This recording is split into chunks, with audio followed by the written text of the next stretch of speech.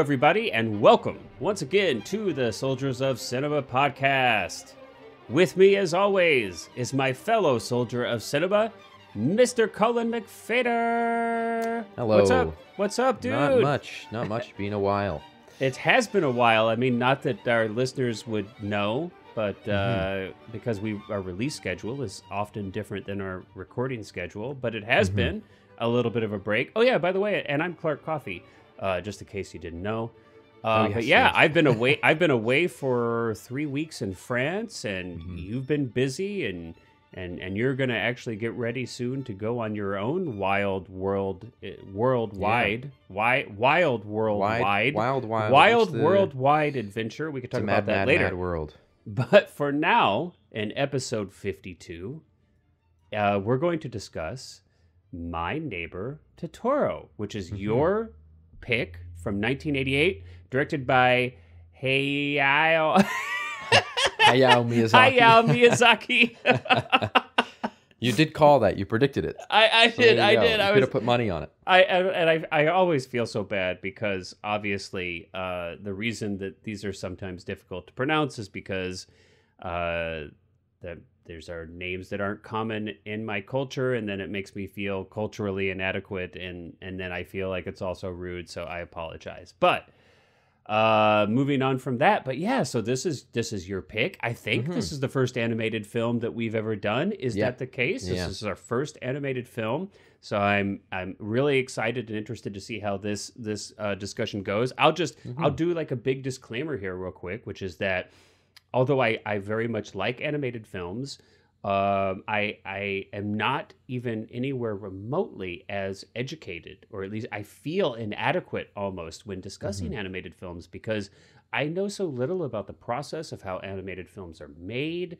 I've never made one myself, whereas of course, I've shot live action stuff many times before. So I feel like I'm so much more equipped to discuss a live action film.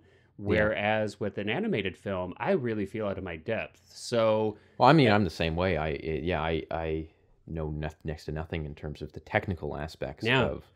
But we can still watch it and discuss it as an audience, right? Yeah, I did do a lot of stop motion as a kid, but that, by and large, is much more similar to live action than it is to I didn't animation. do much, but I did do some, and my stop motion films consisted of me taking my toys, like my G.I. Joe and Transformer and He-Man action figures, which might date me just a little bit there, especially with the He-Man stuff, and basically I remember I would like attach like a pencil, like I could glue like a pencil to their head or something, or I would try to like hold them like out of frame, and I would basically barely, it was not even, most of it wasn't even actually stop motion. I think I only did that once or twice. Mine was mostly like puppeting. That's what you'd more accurately call my work would have been. I puppeted using these action figures. I did like all of my early movies as a kid were all stop motion. I did a lot of like Lego stop motion and like used the action figures and stuff. I loved it. And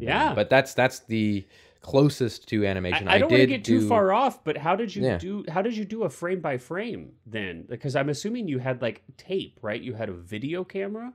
Is that how did you do? No, stop motion? Well, I used to. I mean, when I started and was using the video camera, it would just be a really quick press of the record and really quick press of the not. Because you can't really get an actual frame. You can't get a still. Yeah. And then I got a really, really early Canon. I think they were called like Cybershot back in the day. It was like one of the early digital cameras. Like digital cameras. Or my mom got it. I didn't get it, and so I used to use that. And at that point, then of course you can just take pictures. Although my first stop motion ever was using Lego released a camera. It was like a webcam that you could put into your computer via USB. You're so much younger than me. You're when you're a kid, you had webcams. Although these things looked this. When I was a kid, we didn't have the web, 7 or dude. 8. That's a good point. Yeah. Yeah. So this is probably when I was 8, 7. I went to a stop motion camp, and that was where I did my first stop motion ever. And I shouldn't say my first movies were stop motion. My first movies were much like yours. video camera with the action figures and You're like my hands off puppeting screen. them. Yeah, exactly. yeah. And then I got into stop motion, but I did, in terms of animation, do a unit of like Adobe Fireworks at school when I was in high school. I never used Comtech, Fireworks, and so I had very, very limited understanding of the frame by frame, which we'll get into later when we get into the technical elements, because there's one specific thing that I learned from that I think plays into this conversation. But I do want to also get the spoiler out of the way. A big twist, which is that I assume that when I suggest this movie, in case I assume for people who've been watching, the big twist is that Cat Bus has balls. Cat Bus has balls. Yes, that's the. We might as well end it right there. Oh gosh! Now we're gonna have to put a mature on our. It's explicit. Was that really what you were going to say? That wasn't what you were going to say. But for people who've been watching a long time, I can assume that you figured out that that we go back and forth on our choices. That Clark will choose a movie a week, and I'll choose a movie. Yep. And so I assume, Clark, that when I chose this movie, you had probably thought that I had either watched this movie when I was a kid or had an experience with it. But no, this is a movie that I watched the first time in January of this year. Yeah, so I was totally surprised by that, because of course, I mean, obviously I know you didn't watch it when it came out, because it came out in '88. Yeah, 10 years before I was born. But yeah, I did assume that you probably had a relationship with this film that went back when you were much younger. So I am pretty surprised that you had only just recently seen this film. Yeah. So, I mean, and that was the thing, is that it was kind of twofold for me. One was that we hadn't done animation yet. Mm-hmm. Yep. And I thought it'd be interesting. Yeah. Just to see what we have to say about it. And you picked a good one. I mean, technically, proficient in terms of animation, or right, super knowledgeable about the craft of animation. I think it just kind of puts us more into the shoes of like an average audience member. Right. Much more than somebody looking on it with the eye of a creator in that way. Yeah. And the second reason that I wanted to was because this is, again, one of those like rare movies that I watched the first time as an adult. This is, of course, unabashedly, this is a children's movie. It's made for children. Mm-hmm. However, I was kind of blown away, and I'd seen Ghibli movies before. I'd seen Spirited Away, and I'd seen Princess Mononoke and all those Howl's Moving Castle, and I was like blown away by how inspired I was by this movie that I started wanting to write, my own. I've always had a desire to not solely make kids content, but I think that like making a children's movie would be a lot of fun, and I've always kind of wanted to do that, and this really like brought me into this mode of like where I've been plotting up this kids movie, and it also just, for a movie that I did not grow up with, for a kids movie that I did not grow up with, I feel such a strong connection to this movie after only having seen it 4 months ago for the first time. Yeah, and that's I've watched interesting. it like 4 times since then. Yeah. Something just really bit me with this movie. And I'm interested too, because I mean, I don't mean to say this in any kind of derogatory way, but you're not far removed from your childhood. No, relative to me, for example. Yeah. Right. Yeah. So it's interesting to me that this film has such a nostalgic effect on you when you've not, you're a young adult and you're not too far removed from your childhood. So that's interesting. Yeah, and I wonder, what do you think that is? I don't know. I mean, because one of the first movies that we did when we were getting out of the Herzog kind of phase was E.T. Oh, and yeah, I think that was episode, the first one, right? Yeah, and I sort of said that, like, I grew up, I was the younger sibling, and I always, like, growing up with E.T., like, with the movie, always really, really related to Elliot in that movie. Yeah, sure. Because he's the younger sibling, he's kind of, like, teased by his older brother and his friends. And I related to him, and I didn't even, Yeah, he's technically the middle child, but his younger sister is sort of more of a secondary character in that movie. Mm-hmm. And it was the same thing here, where it's like of course, this movie's about 2 sisters, Satsuke and Mei. Mm-hmm. And, I watched this movie, and I think that they're both really well written and well crafted and well rounded characters. But like, there's something about Mei that I just feel like, speaks to me so, like, on such a profound and like That's fundamental so level. Because I mean, it's a 4-year-old. I think she's like kind of 4 years old, girl. and so she's very, very young. But I remember the exact, the feeling of like curiosity and just wanting to, I grew up outside of Toronto, and there's like a big nature kind of, not preserve, but there's like a very large forest. It's like in a marsh down by the lake near my house. And I, grew up a lot in there, and like going down to the lake, and there was always turtles and deer, and sometimes deer would be on my front lawn in the morning and things like that. And so I always had this very, very, insightful curiosity about nature. And I don't even think, as a kid, you're not really thinking about it as nature. You're just thinking about it as like the surroundings of where you live. And watching the way that May in this movie explores, with like such a bravery too, that there's so many moments in a lot of other movies that are similar. The opening of this movie is them getting to their house and they find out it's haunted. And instead of their reaction being, horrified, they're like, we're going to march around the house and get to the bottom of this. And then, it's a mixture, right? It's a mixture of a little bit of fear, but excitement, curiosity. It's a mixture of those things, which I think that spoke, it just, really speaks to me on kind of I really, really relate to just that feeling. And I'm sure that a lot of other people do too. Like, I don't think that, I'm unique in having been a curious child. Sure. But I will say that this movie is unique in portraying children like that. In sort of not dumbing it down and not simplifying the kids. May is, again, like we said, she's 4 years old in this.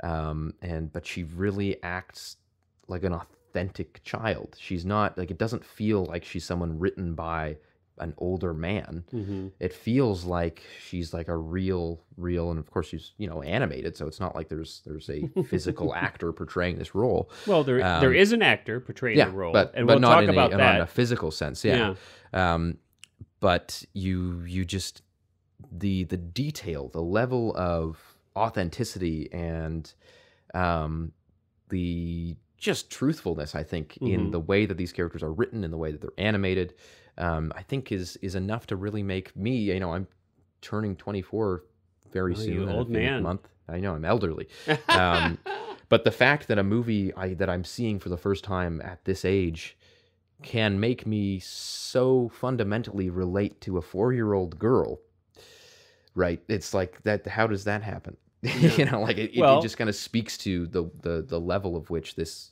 I think, is just really, purely genius in a way. Well, I think, obviously it's so I'll rewind real quick too, to get myself up to speed with where you're at, which is, we kind of understand when and where and how you came to this film. So for me, I had seen other films, the Ghibli films. I had seen, I think pretty much the same ones that you saw. I've seen, and because my wife really likes these films too, and we usually will watch them together. We've seen like Kiki's Delivery Service, Princess Mononoke, Spirited Away, Howl's Moving Castle. So I've seen a handful of these films. So, but I hadn't seen this film. I definitely heard of it because it is regularly on like the top, of the like best animated films of all time list, right? I mean, so this film is universally loved. But it's critically and commercially, it's been very successful. Which even in around the world, it's my understanding it's extremely popular, and its characters are kind of part of the pop culture in Japan to much greater extent. But there's a Totoro house somewhere in Japan. There is. The house is like built. So I mean, a lot of people I think feel very much the way you feel. And when I watched the film for the first time, I mean, these are some of the biggest impressions that I had as well. I'm about 20 years older than you, so I experience it maybe a little bit differently, but very much. I mean, immediately the way I kind of translated it was this. It's very much a film, I think, that's about exploration, that's about curiosity, and there isn't this overriding huge strong plot. It's not a plot driven film. It's not a conflict driven film. It's not a protagonist antagonist film. It's a lot of things. We could talk about this a little more, but these modern Pixar and Disney movies follow a pretty strict formula, and that formula absolutely involves a protagonist and antagonist. It involves the hero going through this challenge, and then coming out on the other side a stronger, better person, etc. None of that happens in this film. This film is not about that. This film is really about, in my mind, it's about exploration. It's about curiosity, and it's about a connection to your environment. And for me, really the nostalgic kind of connection I had with it was, I used to go to my parents' farm, not my parents' farm, I'm sorry, my grandparents' farm when I was a kid. There was maybe like a 2 or 3 hour drive, something like that, to my grandparents' farm. They lived on a working farm. They retired when I was, I think, like 10 or so, but they still lived on the farm.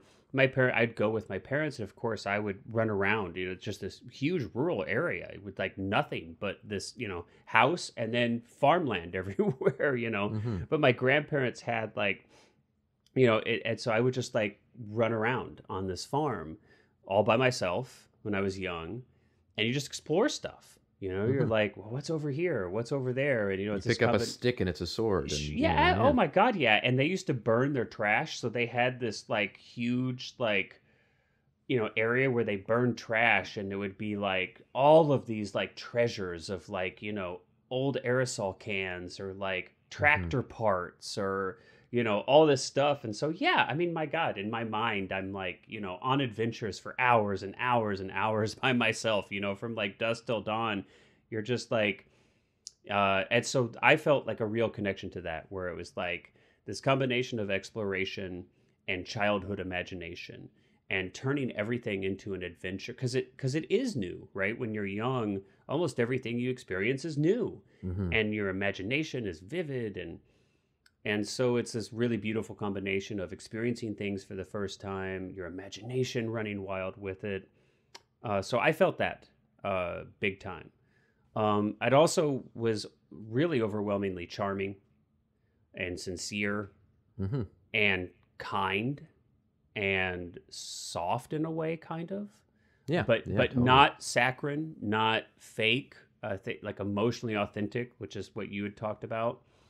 And there is some melancholy in it with the sick mother, so it's not that we've removed aspects of life that, involve suffering or I mean, that's there too. Challenge and loss is kind of in that. But yeah, so I sense all these things that you sense. It was really quite a like a pleasant, not feel good, but kind of, I guess nostalgic. It sort of feels like just kind of like experiencing, like that's kind of the MO of the movie is just like that you're experiencing these things with these kids, and a sense of wonder. I feel like a sense of wonder and a sense of like kind of, and I had this thought, I was like, God, if I had kids, and for like a tenth of a second I had this thought of like, oh man, I'm kind of sad I don't have kids. Yeah, like that, be a great so that was thing weird. Like I had so my wife and I, we don't have children, and we don't have plans to have children.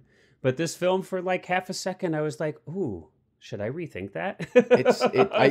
This movie, I totally feel that as well. Like this movie makes you like just on a very weird level, almost like want to be a parent.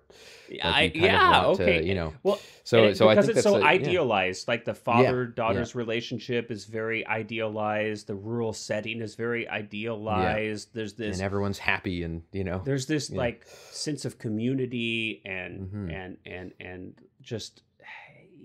Yeah, I mean, so in a sense, even though we do have the sick mother, but even that, her illness is kind of idealized in a sense. Well, I think the other thing too is that it's everyone is, there's such a tranquility with the way that they deal with the problems in the film. There's not many. That's a good way to put it. There's no antagonist. There's no, but even in the moments when the sisters are fighting or May, the younger one, it's going to be crying. Okay. You know it's going to be okay, but you also get to kind of see the process with these kids deal with this stuff and kind of put it into perspective.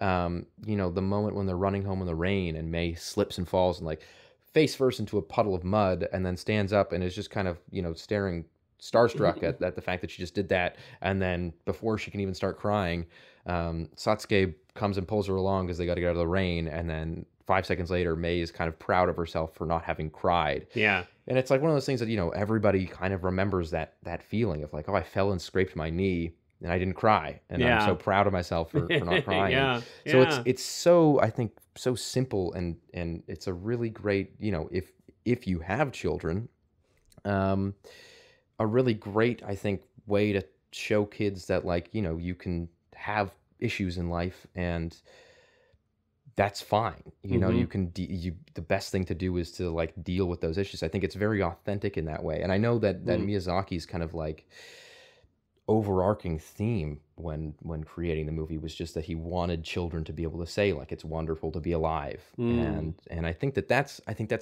the other thing about the sort of darker elements of the film, which there are, again, nothing too dark in this movie. The mother's sick, and the kids are, of course, dealing with it. The dad's in Tokyo working a lot, and so they're alone plenty of times. And there's a lot of scenes where it's like it just feels very authentic in when Satsuke's at school and Granny brings May. They're not the real grandmother, but she's kind of like a, babysitting the kid. She lives nearby. Like an older neighbor, yeah. My neighbor Granny.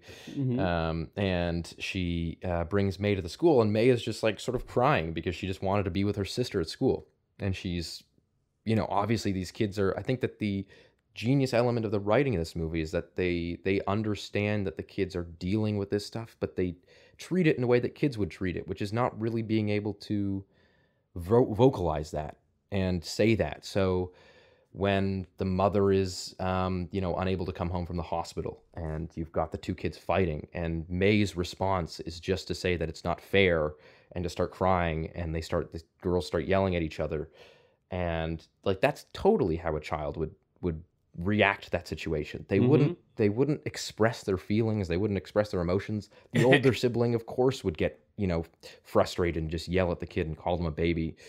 And that one scene, that's like one of my favorite moments in the movie, just because it's dealing with these things in such a just, again, an authentic way that I think a lot of movies would make superfluous. They would make them kind of not superfluous.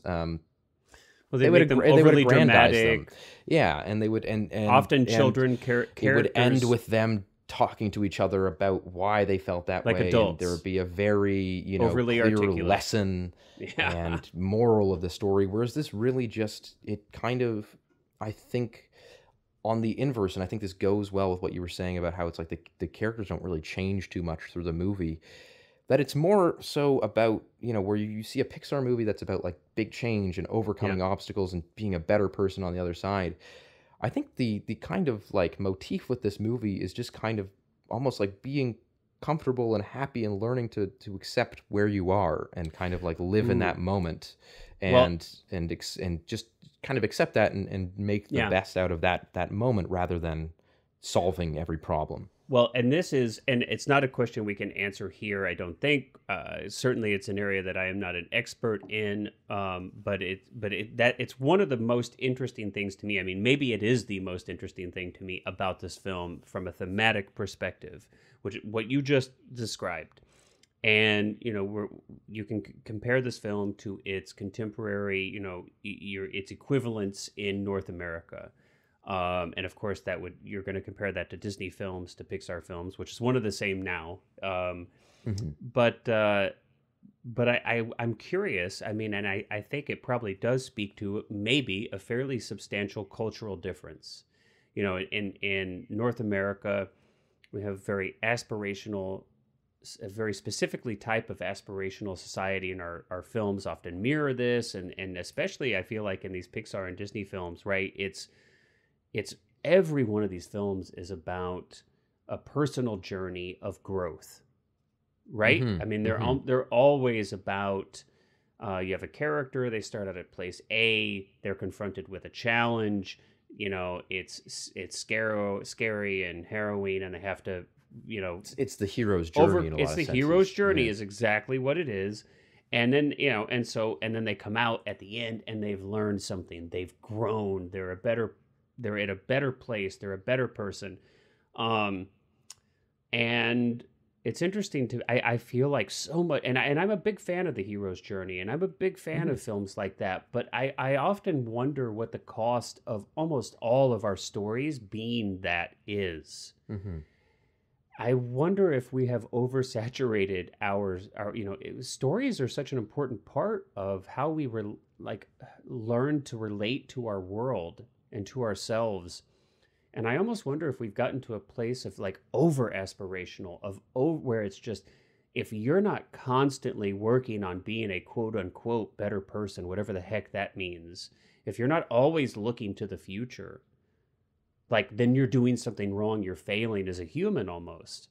Mm-hmm. And I'm so appreciative of this other way of looking at things, which is to be present in the moment, to be accepting of yourself, to realize that, because in a certain sense, there's like a real egotism to this other way of looking at things, where the world around you is there to make you a better person in a way, right? Like there's an antagonist. There's like these things in the world that are there to present challenges to you so that you can grow and get better. It's like a super ego. It's like a super like egocentric way of looking at the world, right? Like it's there for you to get better, and the reason for your existence is for you to become a better person. That's so different than the world is there for you to develop a relationship with it. Mm-hmm. And the world is there for you to be curious about. Yeah.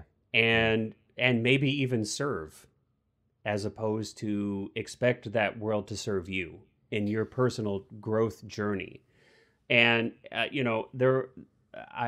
wish that I were more educated in more aspects of Japanese culture. There are aspects that I am a little bit familiar with that are really intriguing to me. And this animism, is that right? Animism? Animism, is part of it.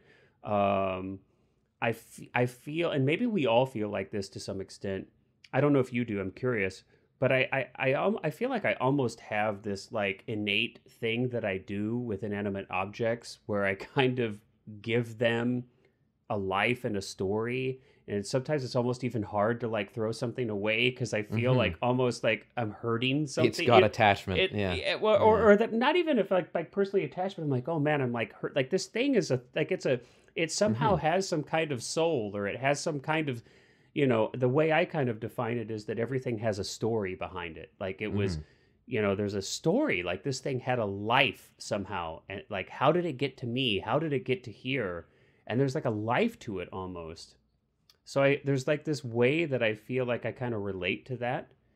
Totally. Yeah. I mean, because just for those who don't know, animism is kind of the idea that like every item, object, element in nature, rock, like has animal, kind of like a soul or a spirit. Even words can have, like a soul or spirit, or is some sort of, connection. And I'm not a spiritual or a religious person. You're not a supernatural. As far as I know, right. you're not either. But I think Correct. that to a very like beautiful degree, I believe in magic. It just may not be the magic that is usually defined as magic. Right. I think that there is a wonder to the world, that just happened to come about, which I think is spectacular. That these elements are so perfectly in play that we can experience these things. And so I think.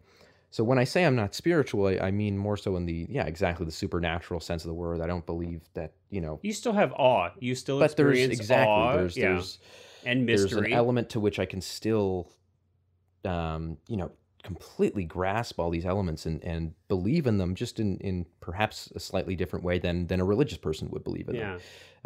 And I think that that's a big part of it, is just that and I think what you described as it being like stories is a really good way to describe it.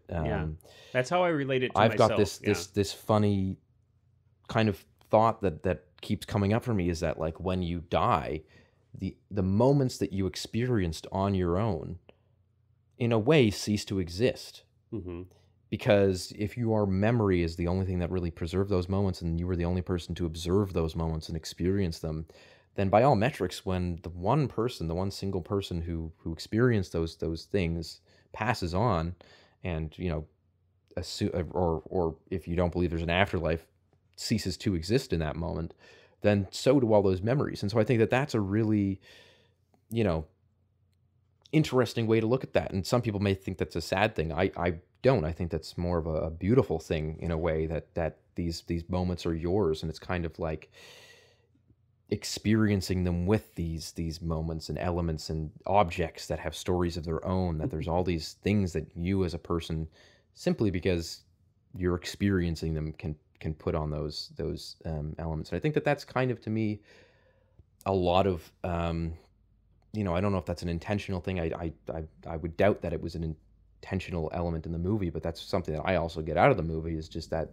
those moments where you're alone as a child, running around and exploring. And, you know, maybe I didn't run into a giant Totoro in my, you know, the forest near my house and have a magical experience where I flew away on a cat bus. But there was something in your imagination that when you were a child, exactly, you're still you have, you know, the shadows on the ground that are cast by trees can turn into to, you know, goblins, and the clouds are castles and things like that. And I think that that's something that this movie really explores, but not in a literal sense. It kind of just lives in those elements. Yeah. Well, you mentioned something I want to touch on real quick, because you talk about kind of the fleeting nature of things, and how, as opposed to feeling sad about that, you feel like there's a beauty there. And I think that's another thing. So I'll probably butcher the exact pronunciation, but in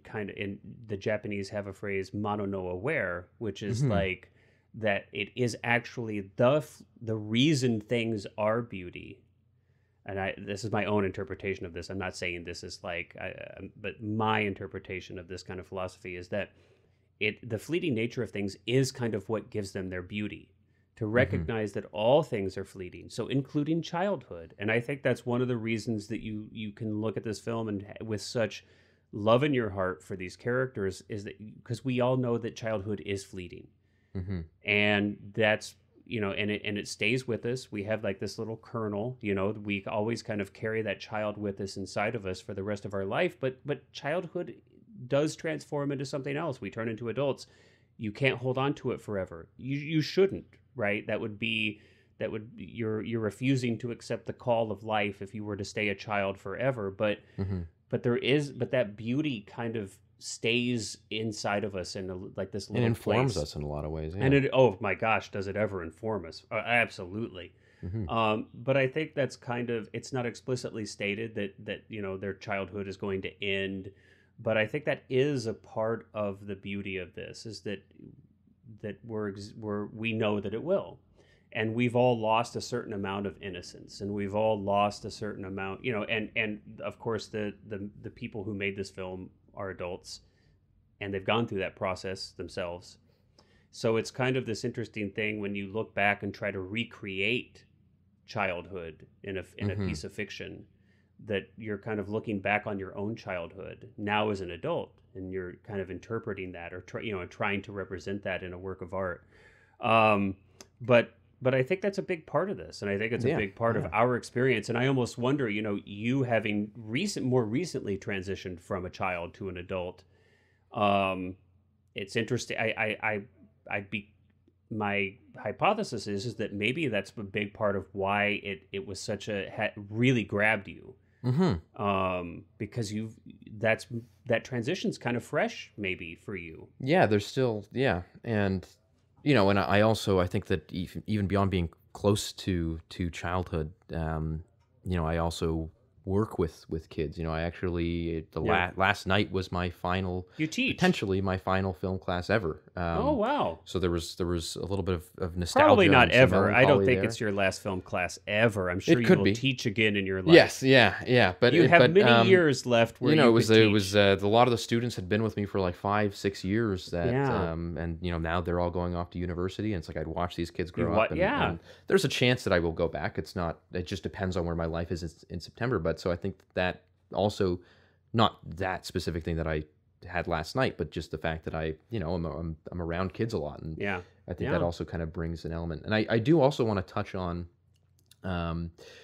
one really quick thing, which is and this is related to what we're talking about, that so there's a fan theory online, and I've heard people I know talk about this. You exposed me to this. I didn't. Yeah, and I wasn't aware. Yeah, and it's actually got a lot of traction, weirdly, which is that at the end of the film, there's a theory that the Mei and Satsuki die.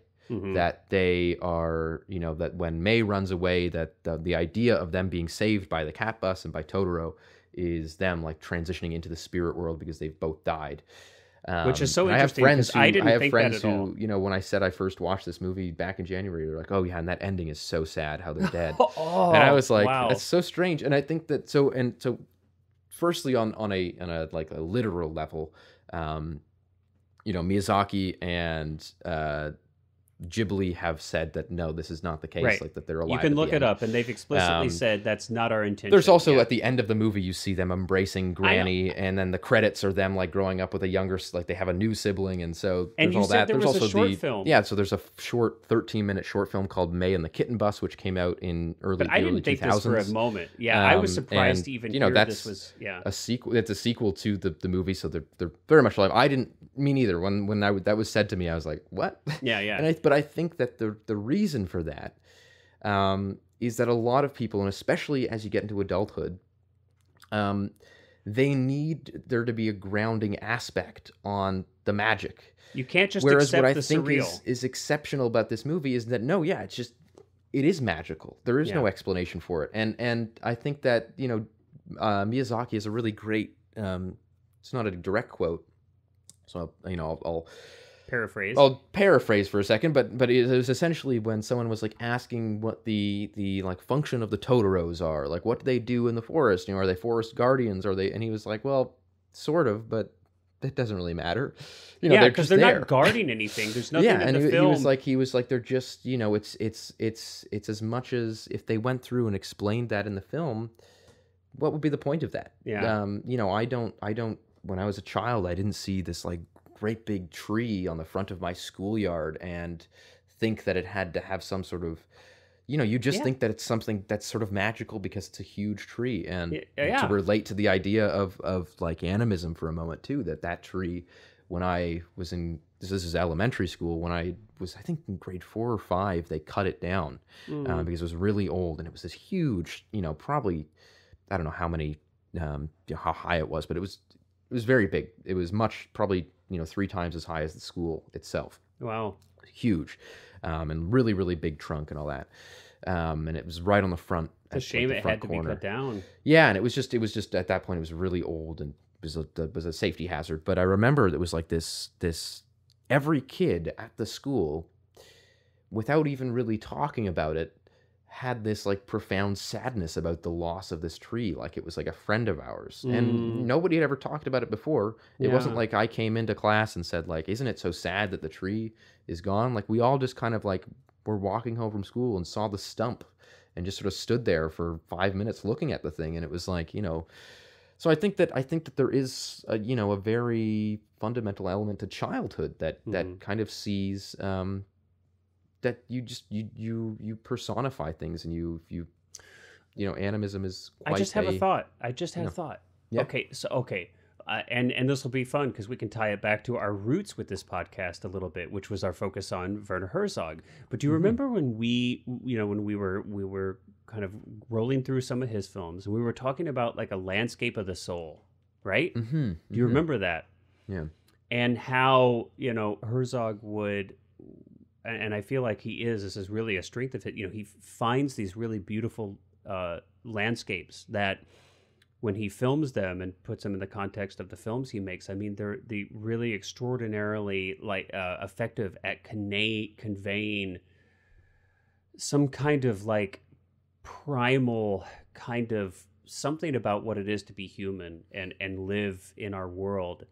And I almost feel like maybe this film, in a way, with those characters, it's almost like a totally different way to represent a landscape of the soul, and how our landscapes affect us and how we interact with them, and how, I mean, because I'm trying to articulate this thought as it's like still developing in my mind here.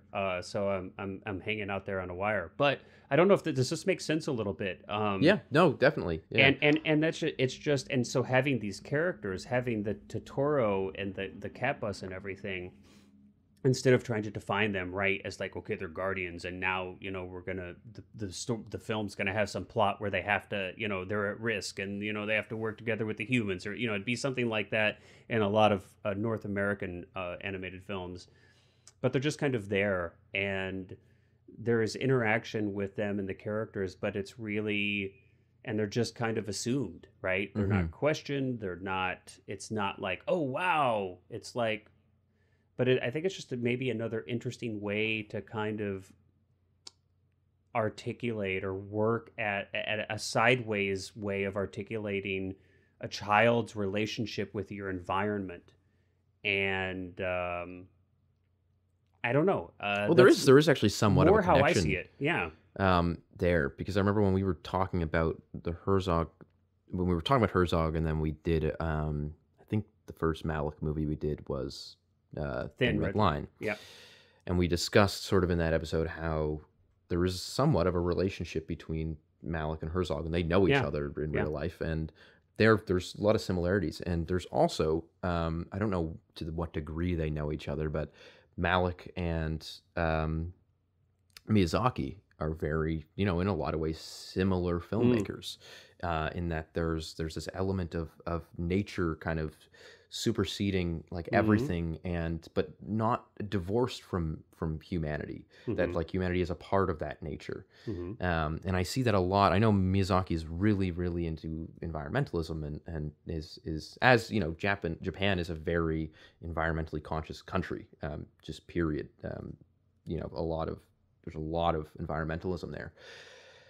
And so I think it's just interesting how, that it's like you said, it's not that these, they're the Totoros, the spirits, the soot gremlins that are in the house are as much a part of the landscape as the trees and as the rivers and all that. And so I think that's a really interesting way to look at it, as that those things, they affect the person. You grow from interaction with those things much more than from defiance or overcoming or something like that of those things. And I think that that's true to real life. I think that as a child, you're much more influenced by the passive elements of life than you are by, like, I think the precedents that, and I'm sure that it's not just Western culture that puts the precedence on this, but having grown up in Canada, I definitely had this, that the precedence is always put on like the big life lessons that you learn, and like that, like, well, that's what shapes you is the hard times and the big breakup, or the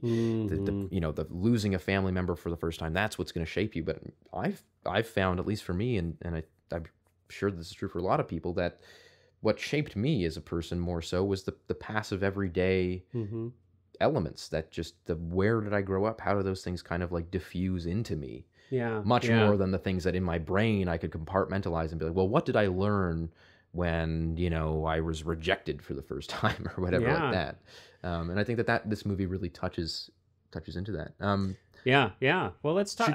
Should we get into maybe the technical? Let's get a little bit. Let's touch base on some of these things, because there's definitely some interesting technical topics to discuss with the film. So, I mean, one of the things that I think is immediately obvious when you're looking at an animated film is that usually you and I will talk about the cinematography. We'll talk about get into some of that technically. The cinematography. I mean, there's definitely a cinematographer or director of photography on an animated film, and a camera was actually used to make this, but cinematography is a totally different, I'm imagining, is a pretty different experience to be a cinematographer on a film like this versus a live action film. It's like definitely got me curious. I don't know a ton about it, but you had kind of, I think you had some technical aspects you wanted to discuss to give this film its unique look. Yeah, so there is, and again, this is something that I am not educated on. To like nearly the degree that either of us are on sort of live action stuff. So I could be wrong. But so one thing you notice that I notice in a lot of Miyazaki's films, and Totoro as well, is that there's a choppiness to the animation, and I think that it's actually a really pleasing style. That, like, there's not a lot of motion blur in the sense There's that, like, not when a character's motion moving their blur. arm, Yep. it's quite, and even just like the way that they talk, their mouth is open and then it's closed, and it's open and then it's closed. There's not really like a transition between those two elements or those two frames of film, as they are. And I think the reason for that is so in Western animation, in like whether it's Bugs Bunny, Hanna-Barbera, the Disney movies, that there's a job called tweening, which is done by the tweeners. Funny word, but it stands for in between, or like between. And what that is that you would have the kind of animators, the talented visual artists that were drawing the frames and the characters, wouldn't animate every frame. They would maybe animate, like, let's say, like one, like if there's 24 frames in a second, you would animate frame 1, then maybe frame 12, then maybe frame 24. And you had these people who were called tweeners, who weren't visually, artistically talented in that way. They would literally just do really, really, really crude drawings of what that movement was, and it would be really, really lo-fi. And that's one of the reasons that if you watch an old Disney movie, if you watch Bugs Bunny, even if you watch like The Simpsons, when The Simpsons were hand-drawn, you pause on a frame of someone moving their head or someone running or something like that. If you just pause on that frame, your brain doesn't notice it when it's moving at 24 frames a second. But if you pause on that frame, you'll see that there's like sometimes like an eye is like in the cheek, and there's like, because it's just kind of getting the feeling of the movement, because of course you can't actually get motion blur with animation, hand-drawn frame by frame animation. You have to simulate that motion blur. So they would get these people to tween the animation. I think you can probably look up bad tweening on like Google, and see some of those examples. Some examples. But it doesn't seem like, and I could be wrong, maybe they just used more talented artists to do the tweening in these movies. Or took more time, or had greater budget. But it doesn't seem like that was it seems more like to me that the artist who was drawing the character was actually drawing each individual frame of the character, which means that, and you brought this up in our discussion before, but that oftentimes it seems like, maybe only 12 of the 24 frames are animated. And that's sort of why there's that choppiness, and that you can kind of see, again, when a mouth is opening, that it's just, when someone is talking, it's just open, closed, open, closed. And it's not to say that that's a bad style. I actually really like it, and I think that it lends a really neat quality to the feel of, the art. But I just think that that's one thing that I noticed in terms of the, that's probably the limit to my technical, ramblings on this film, because I don't talk about how really anything else about. We can certainly, talk from kind of a layperson, audience person. Some of the things that really stood out to me. I think it's clearly it's animated with great care. The characters are hand drawn, and we talked about how they're so expressive, and clearly animated with great care, and a lot of attention to detail. The backgrounds, I think, are watercolor. And I especially noticed the really beautiful skies. But it's just, it's extremely pleasing.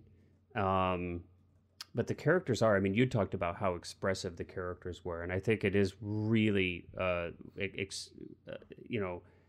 lends itself to this film.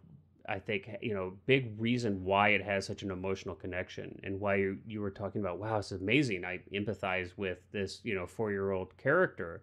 But I think that's such a big part of it, is that they are drawn so expressively, and not just facial animation. And sometimes the facial animations aren't even really where you're getting a lot of the emotion. Kind of like you said, it's the talking is like, but it's in all of this body language and body movement, and every little detail is really drawn out.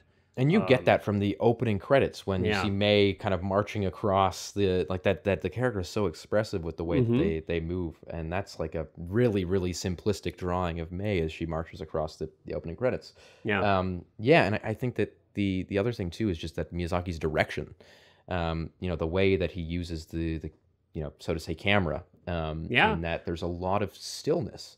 Like there's a lot of just kind of observational cameras. Just, again, the one scene that comes to mind is when May sees when she first finds the Totoros running around the garden, and they go under the house, and then she kind of goes over to the like little hole in the bottom, is kind of crouched down beside the hole waiting for them to come out again, and they all sneak by behind her. But the camera, before they sneak by behind her, is still on her for like 10 seconds. Like it's like a really long drawn out shot of just her sitting there looking at the thing. But it just, again, is this feeling of just like, well, she's waiting, we're waiting. And Miyazaki seems to really like to frame far. There's not a ton of like slight detail in terms of like, you don't really get, some animators, you'll notice that like it's all about, they'll always cut to a close-up if there's food, and it'll be this beautiful drawing of food and all the textures, and you'll see, someone, there's texture, and there's detail, and these kind of like high resolution element. Yeah, like these inserts, like these really, Miyazaki doesn't seem to, like, he almost lets your mind fill in those details in a lot of instances. That it's often like a lot of wide shots, a lot of extreme long shots of characters just kind of in the spaces. And if you look at the details of the things that are drawn, oftentimes it's not all that detailed, and yet your brain fills those things in. And I think that's kind of an interesting element to the movie as well. Yeah, I mean, the backgrounds, those watercolors, I mean, they're not fantastic. Yeah. And you're right. I think there's, especially if you compare them to modern, CGI animated films, Pixar films, the level of detail, just literal detail, is not. And I think Miyazaki does a lot of the watercolors himself. Oh, that would be, yeah. I mean, it sounds reasonable. I don't know myself, but it's not the detail that makes them so expressive. I mean, I think, when you look at composition, color, how space is used, I mean, there's some really beautifully cinematic moments here where all of the techniques that a person would use to create beautiful frame in a live action film, some of them, there are many, but I especially like when they're waiting at the bus stop, when she's got the umbrella. There's just really beautiful light, and that's what I think makes the skies so beautiful in some of this, is that it's the quote unquote lighting. I feel weird saying this because it's not like that's how it's drawn. It's the way that color is used in the actual drawings or paintings. But I keep wanting to say it's like how light is used because I'm like, I mean, it is. I mean, a lot of cinematographers describe their work as like, you're painting with light, right? But and it is, but and I think that's kind of shows you how effective it is, that it's like, I'm so compelled to call it light when, of course, well, this is how it was drawn, painted. Yeah. This is how, they created that light. It's not real light. They've actually mimicked light in the way that it was drawn and painted, but extremely effective. Yeah, I mean, I think, we haven't touched on music, but I love the soundtrack. I think it's got this really cool kind of interesting combo of like 80s kind of experimental almost synthesizer like moment. Yeah. I mean, I almost got, like I told you, I almost got like a Tangerine Dream vibe for some of it. I've got the soundtrack downloaded on my phone. Yeah. It's like there's this one particular track on it called A Haunted House that's like the best. I don't even like club music, but it's like the best beat drop in the world. Are you serious? I'll have to go back and listen to that. But then there's the other ones that, like, it's when they're running around the house right at the beginning. It's with the little soot gremlins, they call it. Gremlins, yeah. And then there's the Cat Bus theme song that's like kind of a little bit funnier, more whimsical, is great. I think the two songs are a lot of fun too. The opening and closing songs are fun. And so it's Joe. Hisaishi, I think is how you pronounce it. I'm so glad that I'm not the only one that is struggling here. I just don't want to get it wrong. I know. If I did, I apologize. I understand. Yeah.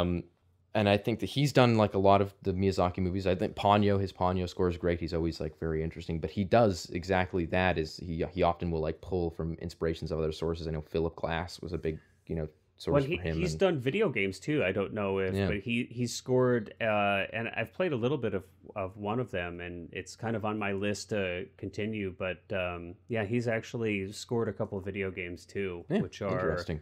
I'll probably Ni no Kuni. There's a couple of Ni no Kuni games, which are actually in their own right. They're really beautiful, and I can almost even see how they could be connected to films like this, for sure, visually and thematically.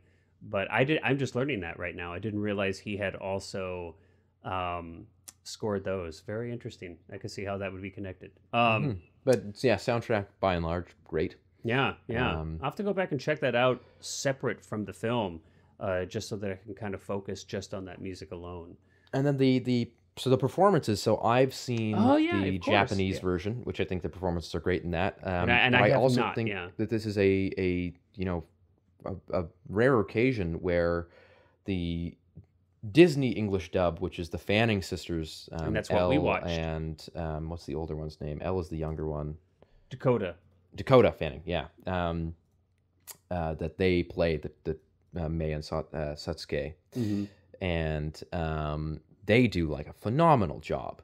Yeah, they really do a good job. I think that there's a really, it's rare that them being sisters, I think in real life probably really helps. Yeah. And I just want to preface, I was scared. Like when I always,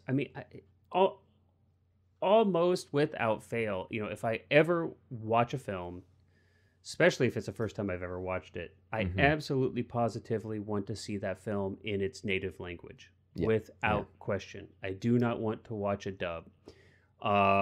So I was hesitant when I asked you. I said, "Hey, which version of the film are we gonna, discuss?"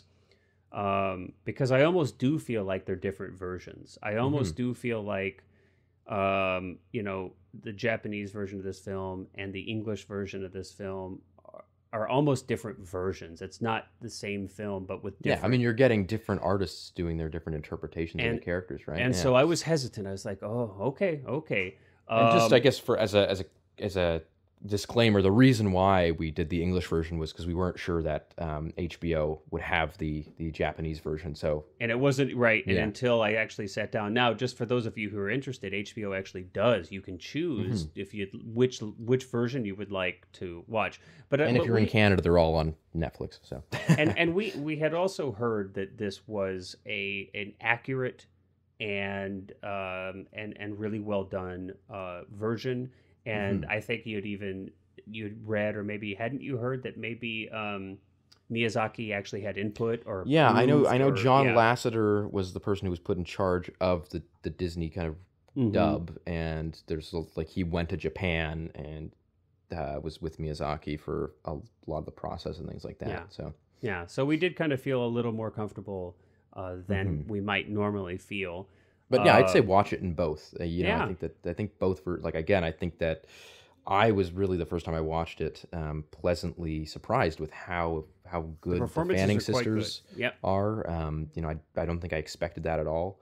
And the Japanese voice actors, who I'm not familiar with their names because of course they're not big actors here, but they also do a really, really good job. And the one actor who plays Mei did return for the short film like 15 years later. So the Mei and the Kitten Bus, which is really fun. But I think all of the performances are quite good. Obviously Dakota and Elle, is it Elle? I think it's Elle, yeah. They carry a substantial part of the film, but Tim Daly, who plays the father, I think does a really wonderful job. So by the time I kind of got into the film, like 10, 15 minutes, I'm like, okay, I don't feel so bad. It's like, but a lot of times, the dub is just, and actually it's interesting, there was another English dub of this that was done, I think in 89 or so, like right after the film was released. It's my understanding that it was done for like airline viewing or something. Like it was done for Japan Airlines and then it was I think it was done originally so that you could play on Japan Airlines for international or for English speaking audiences, and then Because there's a Fox dub. Well, Fox released that one. 90s. That's the one. That's the version that Fox released on home video, and so that was there for X number of years. And then I guess the way that they did their deal, the license for that or something ran out, and so then Disney picked it up and redid the dub. Because I guess that original English dub was not considered to be very it's good. not great. Yeah, it's not. And I think they changed some small but important details, I think, in it a little bit, trying to like anglicize it, I guess would be the term. Whereas this later version doesn't do much of that, if any at all. So it's more literal in its translation and dub. So, but yeah, I think the performances are really quite wonderful, and I had no idea that those sisters did that, and they're pretty darn good actors. Which one is in? There's a show that's on now where one of them is playing Catherine the Great. Maybe it's the younger one. I think it's the younger one. Yeah, but and Elle Fanning also or Dakota, I think it was Elle Fanning also played Coraline, which was I think they came out in 2007, which was a stop motion film. And she's very good in that too. So yeah, well, I could see where their careers have taken off, because they both seem to be quite talented, and they did do a great job in this film too. Right on. Well, can you think of it? We covered about as much as we could, and we got a little philosophical there for a moment, bit existential, which I think is fun. We got a little existential, and talking about some, But I appreciate you picking the film. I'm sure I would have seen it eventually at some point, because, like I said, my wife and I kind of are running through these films. But did Amber join you for the watch this time? No, she didn't. But I'm gonna suggest it to her, and I definitely would happily watch it again. So I'm sure that we will watch it in the not too distant future together. But yeah, I really enjoyed it. It was a really fun, lighthearted, nostalgic film that kind of just put a little smile in my heart. So yeah, it means next time. That means for me, I'll have to pick like a really dark and nihilistic film Sophie's to choice. Balance that out, on the backside next time. But anyway, well, it's as always, man, it's been a blast. I always enjoy these conversations. I hope our listeners out there have enjoyed it as well. And until next time. Bye-bye.